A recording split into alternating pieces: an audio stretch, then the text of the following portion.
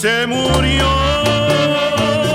la mentira que siempre engaña y nació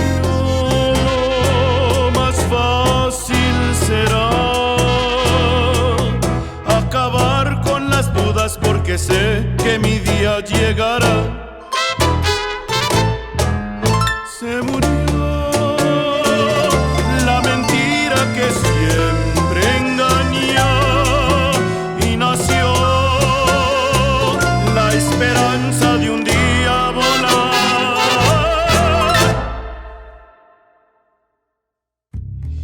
There are four kinds of countries in the world. Rich countries, poor countries, Japan and Argentina. That's a quote from Nobel Prize-winning economist Simon Kuznets. Less than 100 years ago, Argentina stood tall among the world's wealthiest nations, boasting an economy that grew faster than any other. Argentina built subway stations even before modern cities like Tokyo and Beijing. This remarkable progress attracted waves of immigrants, each filled with dreams of starting a new life.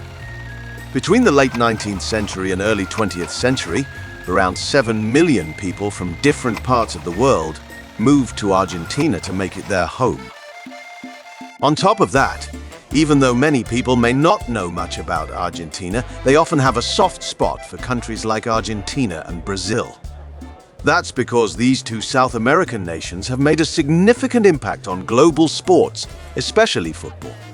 In fact, these countries are often remembered not for their economies, industries, or contributions to science, but for shaping the world of football. Geographically, when you think of Argentina, imagine a vast stretch of land. On a world map, it might appear long and narrow. But compared to European countries, it's important to know that Argentina is truly massive in size. In fact, it covers a staggering 2.78 million square kilometers. Of course, Argentina isn't the largest country in South America. Brazil, with its 8.5 million square kilometers, is 3 times bigger. In such a vast area, only 45 million people live in Argentina. From this, it's clear that Argentina isn't a very densely populated country compared to its land size. Normally, the reason why countries with vast land areas have small populations is due to their geography being mountainous and rugged, or because the climate is extremely cold. Of course, Argentina has such areas too, but they're not the majority. Plus, Argentina isn't as cold as Greenland. For example, Argentina's neighboring countries include Chile to the west, Bolivia and Paraguay to the north, Brazil and Uruguay to the northeast and east. The country has a presidential system but is governed as a federal republic. This means the nation isn't ruled by the words of a single individual but by a modern regime. The capital of the country is its most popular and frequently mentioned city, Buenos Aires. If you want to visit and explore Argentina, you can easily find flights to the country from anywhere in the world. However, most of these flights involve layovers. So airlines usually gather passengers from different parts of the world one by one and then drop you all off in Argentina at the same time. The good part is, Argentina doesn't require visas from most countries.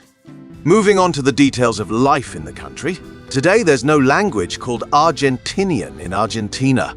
Officially, Argentina speaks Spanish. While the middle-aged and older generations hardly know any English, English is mostly spoken by the younger generation. The reason the country speaks Spanish, of course, goes back to the years when the Spanish ruled over Argentine lands.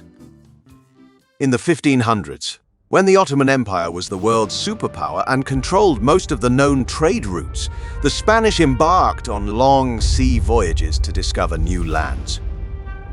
During those years, the first colonies were established in Argentina, and a long period of exploitation began, lasting until the 1800s. Over time, they even brought their own population to these lands. Thus, Spanish became ingrained in the country's identity and language assimilation took place. In 1976, Argentina faced issues with the British this time, because both Argentina and the British claimed rights over the Falkland Islands located right next to the country. The Argentinians suffered heavy losses in that war and were defeated by the British. Therefore, even though 40 years have passed since the war, the Argentine people have not given up on the Falkland Islands. They believe the British have occupied their land and have turned this into a national struggle. While the British say, "We discovered the Falkland Islands first," Argentina argues that the islands were left to them by the Spanish. But if you go to the Falkland Islands today and observe the people there, all 3,000 residents see themselves as British and support the UK. After all, life on the island is sustained by funding from Britain. The reason I've explained the Falkland issue in detail is that if you ever find yourself in Argentina, it's better for you not to bring up the topic at all. People become uneasy and even aggressive when the Falkland issue is brought up. I'd advise you never to praise England in Argentina, or even wear an England jersey for that matter. Today, Argentina paints a far cry from its once highly developed lifestyle. The country is plagued by rampant inflation, and people are turning to prostitution just to survive. Moreover, sex work is completely overlooked here, and the government does nothing to stop it. Half the population lives below the poverty line and sleeps on the streets. People even smoke weed in cafes and get high. What's more, cafes allow it, and this has become a routine part of life in Argentina. So much so that even government officials admit the country is drifting further away from being a desirable place to live. Forget about attracting immigrants. Even its own citizens leave the country as soon as they find success in any field. One of the clearest examples of this is the football industry. From a young age, the biggest dream for children here is to become footballers like Messi, Maradona, and dozens of other Argentine stars, achieve a wealthy life and live in Europe. The same goes for Brazilian kids. Because the job sectors here are truly weak compared to the modern world, the country's overall economy relies on agriculture and agriculture-based industries. They can't produce or sell any technology abroad. They don't have any major global brands to their name. As a result, the production line in the country is very weak, and almost everything related to the modern world is imported. With foreign currency constantly flowing out and none coming in, inflation keeps rising, and the value of the Argentine peso keeps dropping. In truth, Argentina is a country of extreme contrasts. Inflation here is over 40%, and crime rates are sky high. Yet, when you dive into the capital's nightlife, it feels as if there's no economic crisis at all.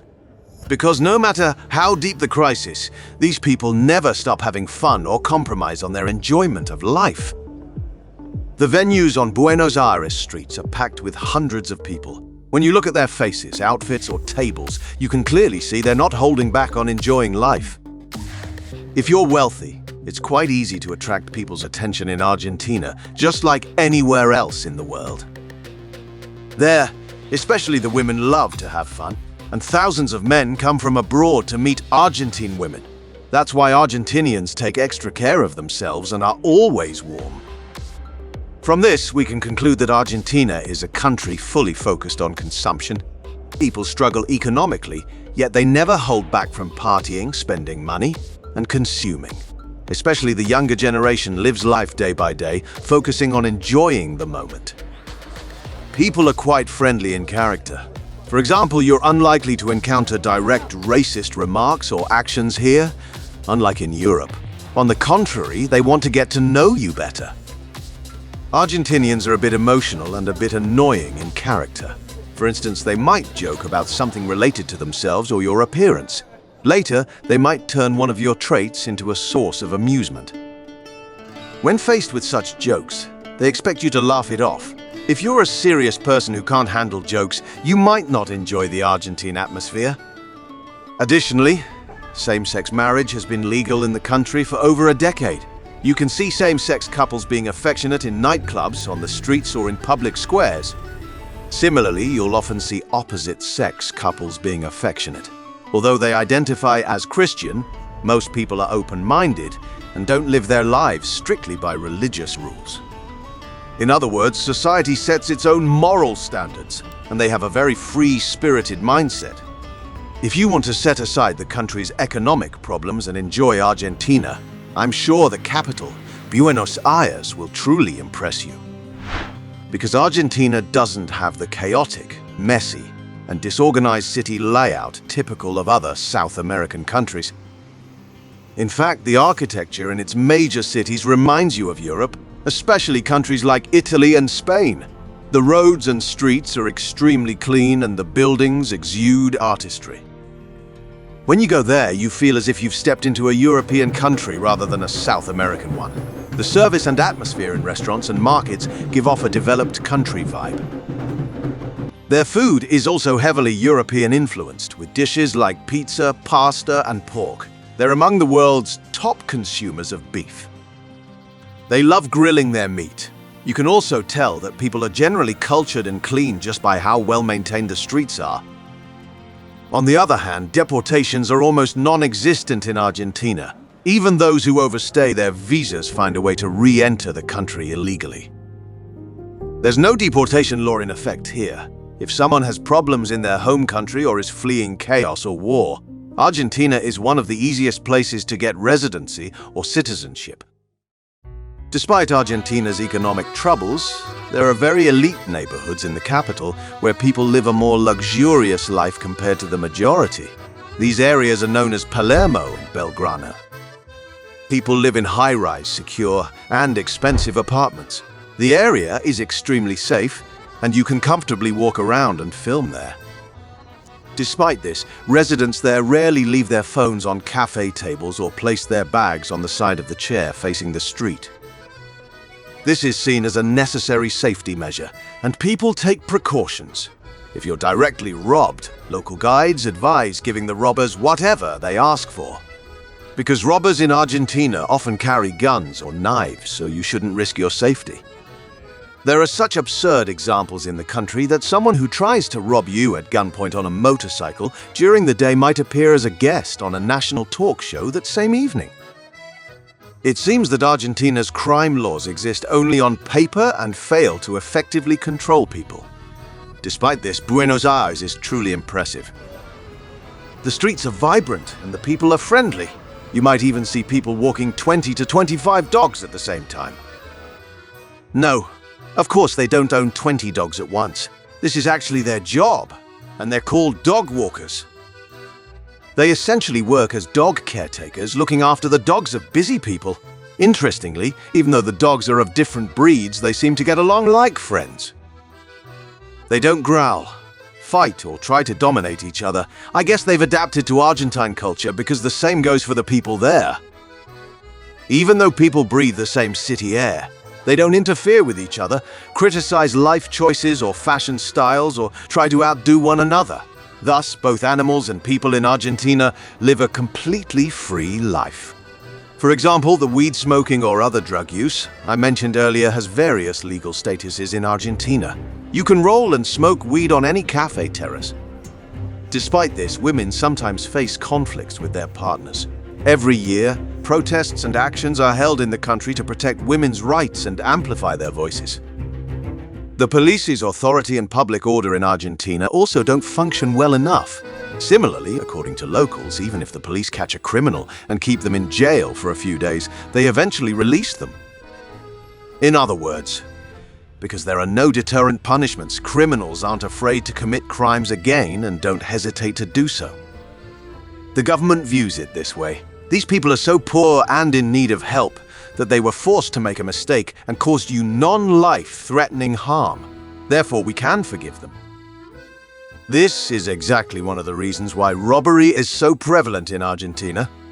Right now, $1 is equivalent to about 1,000 Argentine pesos, and inflation in the country keeps climbing uncontrollably. For example, locals say that 2 years ago, $1 was equivalent to 15 pesos, but now it's a staggering 1 to 1,000. However, if you're an immigrant working online in Argentina and earning dollars, life is quite cheap for you. Inflation in Argentina primarily affects its own citizens. Especially those above a certain age face significant difficulties in earning money and making ends meet. There are so many people sleeping on the streets in the capital that it's terrifying and heartbreaking to think that each of them is homeless. They say that instead of dealing with rent and bills, people choose to sleep on the streets, receive social assistance from the government, and remain unemployed. Finding a job and earning money sometimes seems illogical to people in Argentina. Since it's hard to make ends meet with what they earn, they eventually stop trying and rely on the government to take care of them. Others say they couldn't find jobs in the capital and were forced to live on the streets as homeless people. The country's population is roughly 46 million, and it's said that around 10 million people don't have proper jobs. In fact, some of them survive on government assistance. On the other hand, you won't find many products in Argentina that aren't produced locally and need to be imported. For example, you might want to wear a famous brand from Spain or Italy, or need a special technological device produced in the United States. Argentina mostly can't import these products because countries selling to Argentina demand payment in dollars, and Argentina's treasury lacks dollars, causing major import issues. Even if they manage to import products from a famous clothing brand, they can't bring in sizes for every body type. They only import the best-selling products and sizes. If global market products are important to you and you have a unique body type, Argentina might disappoint you greatly. According to unofficial data, the country has an annual inflation rate of over 100%, which reduces your purchasing power and devalues your money. For example, if you're visiting for a short time and need an electronic device, I recommend not buying such valuable products in countries like Argentina and Brazil. Simply put, these countries sell the world's most expensive Apple products because taxes here are extremely high. You can also see such posters on the streets in Argentina. Ads for prostitution or adult-only parties for those over 18 are everywhere. However, you don't need to go to such parties to hang out or meet people in Argentina. Even if you're a man, meeting and flirting with Argentine women is extremely easy. At least that's what our friends living there say. Even a politely asked question there can have a completely different meaning. To put it another way, if a man asks an Argentine woman out to dinner, the underlying meaning of the question is much more significant for the women. People can get together with someone they've just met after a dinner in Argentina. According to them, Argentine women find this situation completely normal and understandable. In fact, a man doesn't need to buy expensive gifts for a woman to start a relationship. There's no debt between people in these relationships. Just being likable and kind to the other person is enough. Because being kind and polite makes you highly respected and valued in Argentina.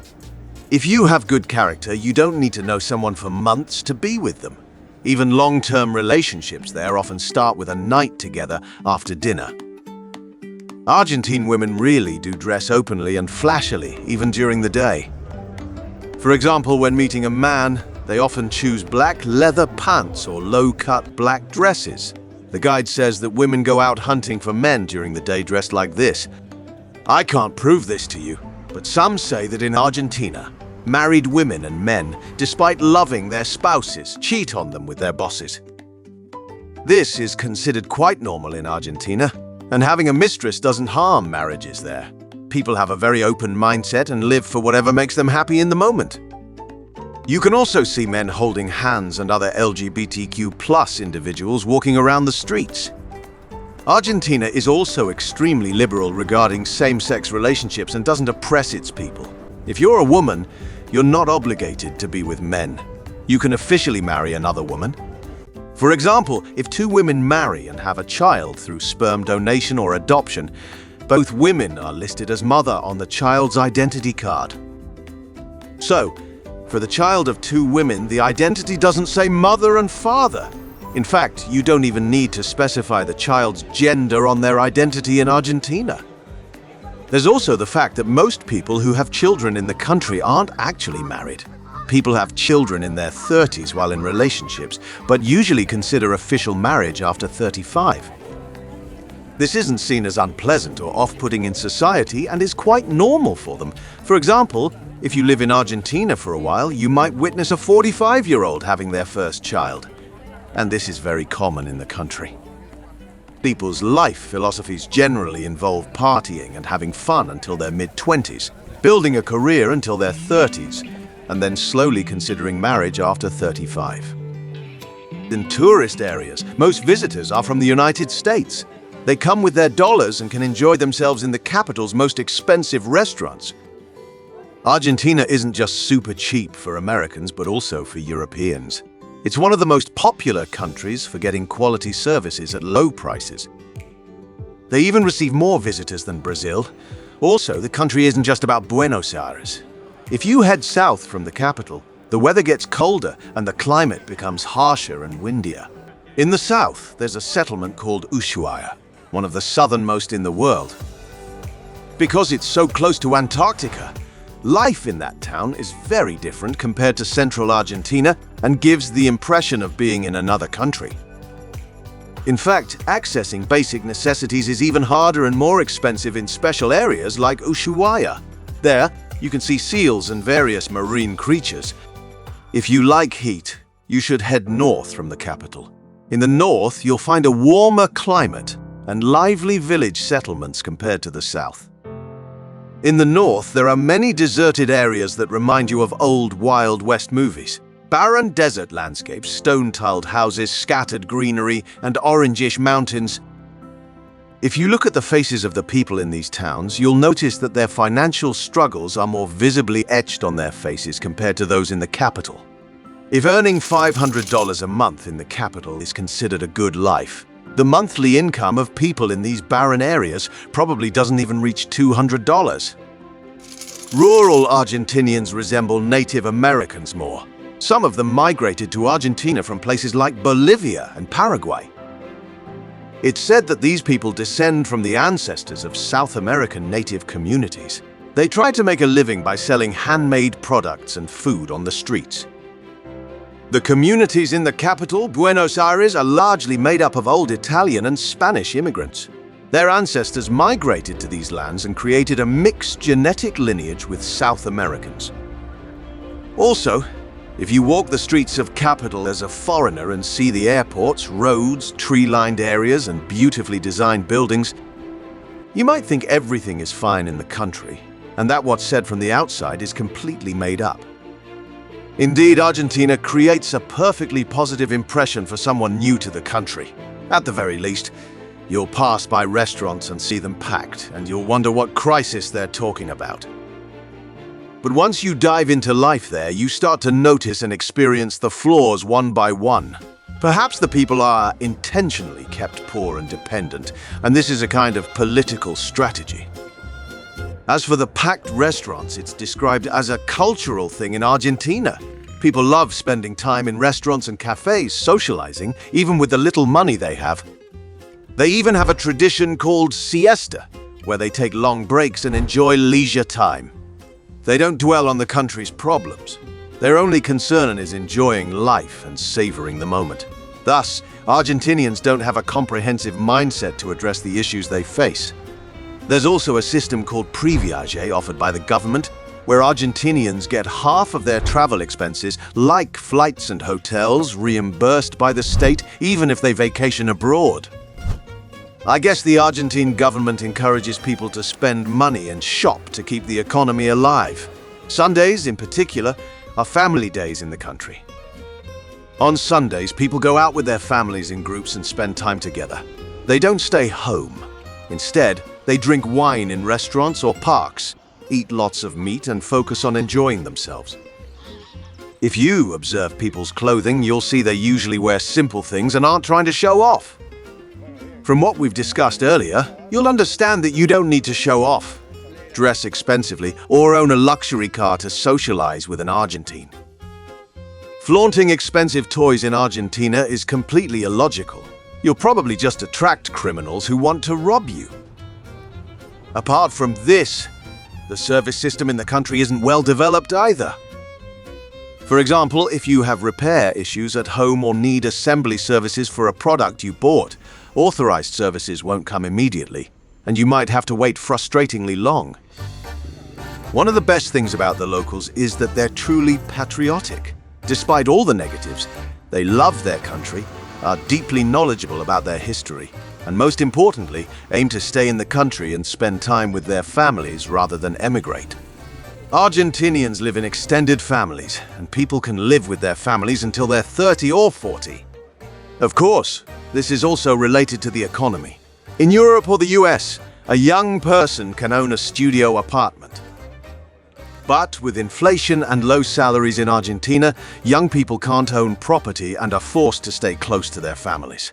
Despite this, both children and parents are very attached to each other. One of the most positive things in the country is that gasoline is cheap in Argentina. A liter of gas costs only about $0.50. In fact, some people even travel from Uruguay to Argentina just to fill up their car tanks and return. The average rent in Buenos Aires is around $500, but in areas like Palermo, rents can go up to $1,000. For a family of 4, monthly food expenses range between $500 and $600. People don't cook much at home, and ordering food from restaurants is quite common. In conclusion, if you want to live in the capital of Argentina, you need an average income of $2,000. Let's touch on another topic. In a country famous not for its geography or living standards, but for its football, do you know where the legend Maradona played? This is the Boca Juniors Stadium where Maradona rose to fame, and this is their biggest rival, River Plate.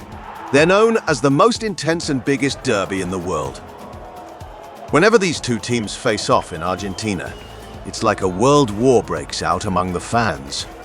Whichever team wins, the Obelisco Square in the capital turns into a carnival ground for them. Remember, Argentina won the recent World Cup, and football legend Messi gifted the trophy to his country. That day, the Obelisco Square in Argentina was packed with more people than the largest rallies, and the streets were closed to traffic. So, even if you visit Argentina for tourism, the Obelisco is one of the symbolic landmarks you must see. Just as the Eiffel Tower is to Paris, the Obelisco holds the same significance here. It was built in the 1930s and adds visual richness to the city. Let's talk a bit about Boca Juniors, one of the city's 2 biggest clubs. From above, the stadium looks just like this. It's not exactly the most impressive, because the stadium is old and not suitable for expansion. In fact, homeowners and shop owners in the Boca neighborhood next to the stadium refuse to sell their properties. It's also forbidden to have anything red inside or near the stadium, because River Plate's colors are red and white, which symbolize hatred for Boca Juniors. For example, Coca-Cola sponsors the team, but they're banned from using their red color in stadium advertisements. So, the love for football in Argentina is nothing like anywhere else in the world. People are extremely fanatical and they don't care about the economy as much as they care about football. In Maradona's team, fans call themselves the 12th man. This way, they express their unity with the 11 players on the field and see themselves as a family. On the other hand, Argentina has a neighborhood system. Each neighborhood looks out for its own people and has its own rules. You must adapt to the neighborhood you're in and follow what's said. For example, if you argue with someone, any wrong done to you is seen as done to your neighborhood, and neighborhoods end up in conflicts with each other. Or if electricity is stolen in that neighborhood, you should also steal it and not report it to the police. This is why the capital isn't as rosy as it seems. There's also a plant that people there constantly drink and are almost addicted to. They call it mate and define it as tea. Almost every Argentine is addicted to this plant. It contains caffeine and has a stimulating effect on the body. Not just ordinary people, but even billionaires like Messi can't go without it. The plant grows near the borders of Brazil and Uruguay, and it's very easy to drink.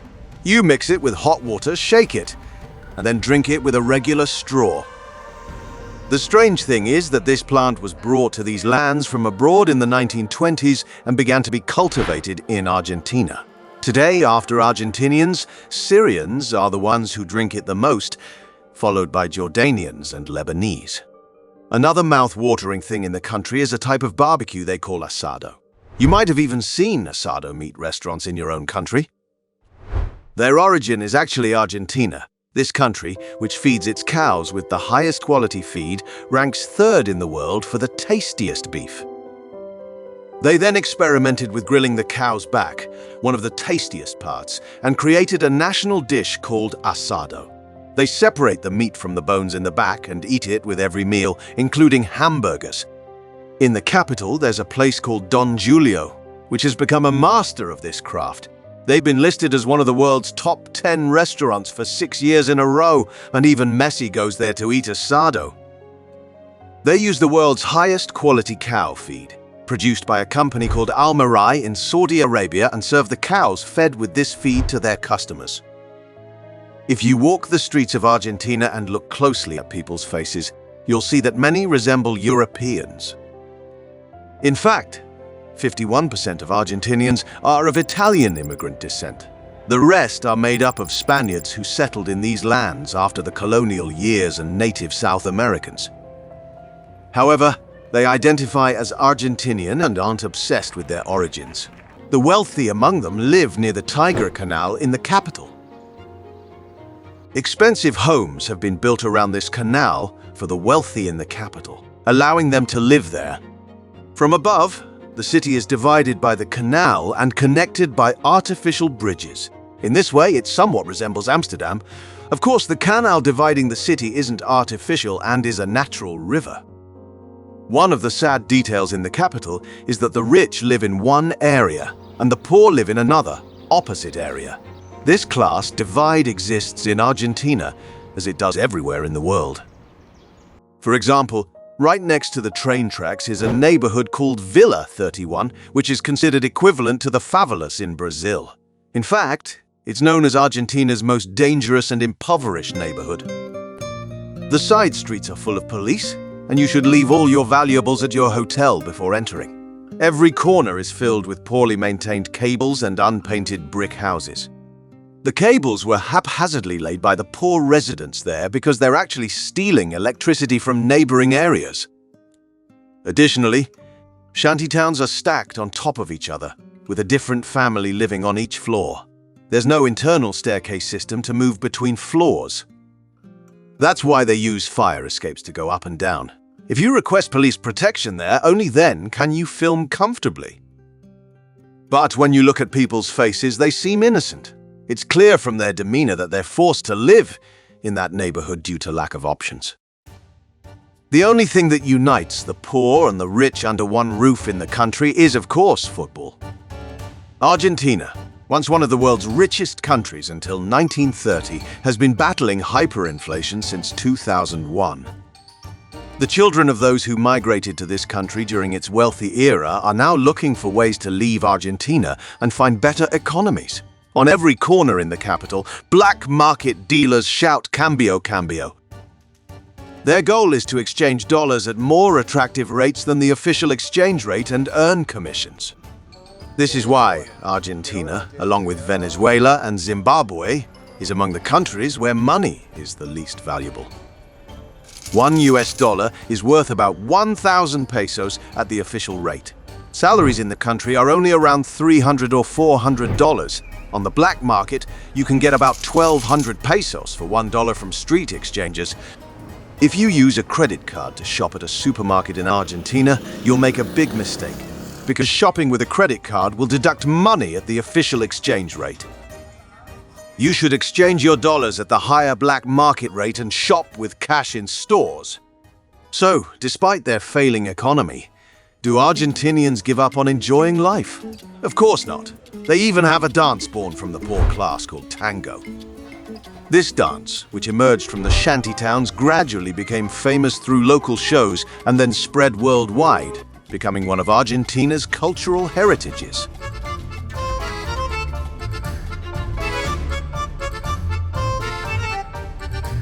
If tango is too boring for you, Buenos Aires nightlife is more than enough to rid you of all your troubles.